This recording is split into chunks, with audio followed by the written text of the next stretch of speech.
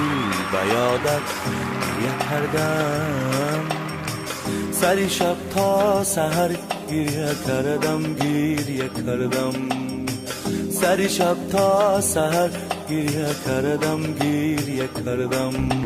چشم براحت دل به یادت گریه کردم سری شب تا سحر گریه کردم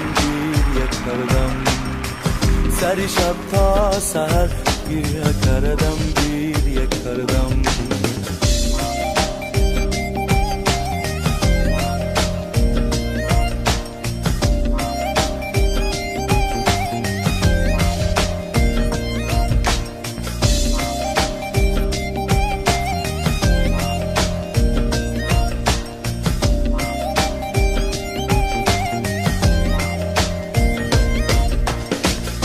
با محمل میرسیدم کاروان بگذشت و میرا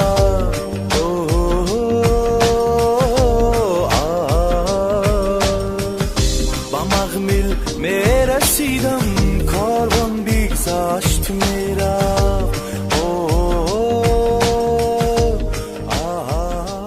سلام علیکم. کیم سلام تیوی دوست می‌دارد؟ بلندتر. کیم سلام تیوی دوست می‌دارد؟ همون دوست می‌داشته قندش زند. Шакур. Но мы хотим все-таки вот в преддверии Навруза, это наш Новый год, новая эпоха. Какие у вас планы, мечты, цели именно на этот год? Пожалуйста, поделитесь с нами и с нашими зрителями.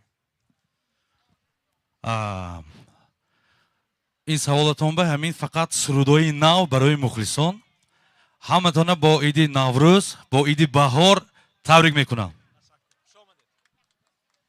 Итак, дорогие зрители,